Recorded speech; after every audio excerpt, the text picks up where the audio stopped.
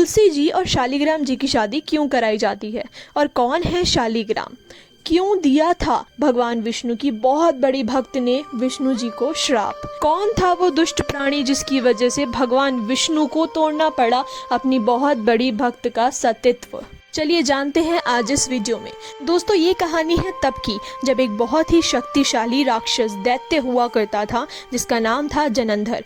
वह बहुत शक्तिशाली था, आप समझ सकते हैं, इतना शक्तिशाली था कि वह भगवान शिव की तीसरी आंख से जन्मा था। आप उनकी शक्ति का अंदाज़ा तो फिर लगा ही सकते हैं। श्रोताओं, जनंधर की शादी होती है वृंदा से। वृंदा होती है विष्णु जी की बहुत बड़ी भक्त।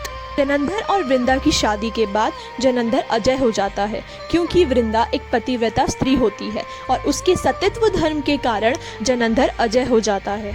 एक बार जनंधर का दिल माँ पार्वती पर आ जाता है, जिसके बाद वह भगवान शिव से लड़ाई करता है और उनको लड़ाई में हरा भी देता है। और ये शर्त भी रखी जाती है कि मैं भगवान शिव से लड़ाई करके पार्वती माँ को जीतूंगा और अगर भगवान शिव हार गए तो मैं पार्वती माँ को हासिल कर लूँगा।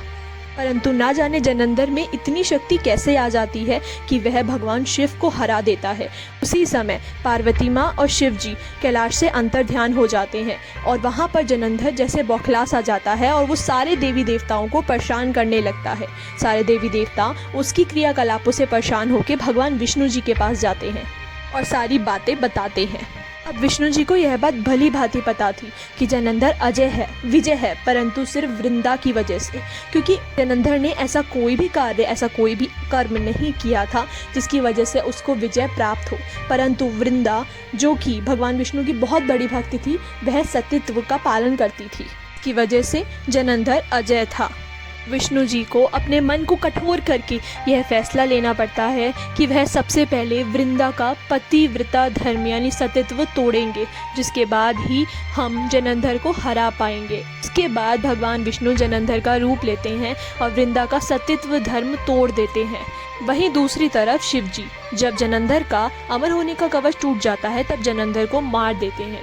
जब इन सब के बारे में वृंदा को पता चलता है कि वृंदा के साथ छल हुआ है, तब वृंदा भगवान विष्णु को श्राप देती है। तभी भगवान विष्णु वहाँ पर प्रकट होकर वृंदा को सारी बातों का ज्ञान देते हैं, सारी बातें समझाते हैं।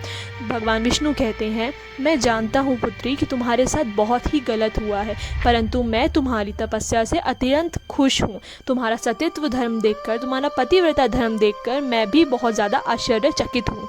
तुम्हारा जन्म धरती पर तुलसी के रूप में होगा और तुम सबसे शुद्ध नारी कहलाई जाओगी। तुम बल्कि दूसरों को शुद्ध करने के काम आओगी।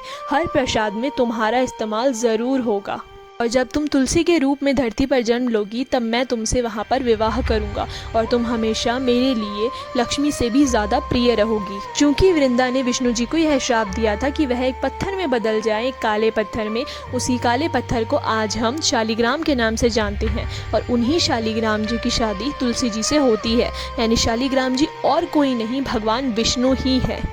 दोस्तों, भक्त और भगवान के बीच के प्यार की, लोक झोंक की, श्राप की और एक वरदान की यह सुंदर कहानी आपको कैसी लगी मुझे कमेंट सेक्शन में बताना मत भूलिएगा। और दोस्तों, ऐसे ही सनातन धर्म के रोचक तथ्य और कहानी जानने के लिए मेरे YouTube चैनल को ज़रूर सब्सक्राइब करें।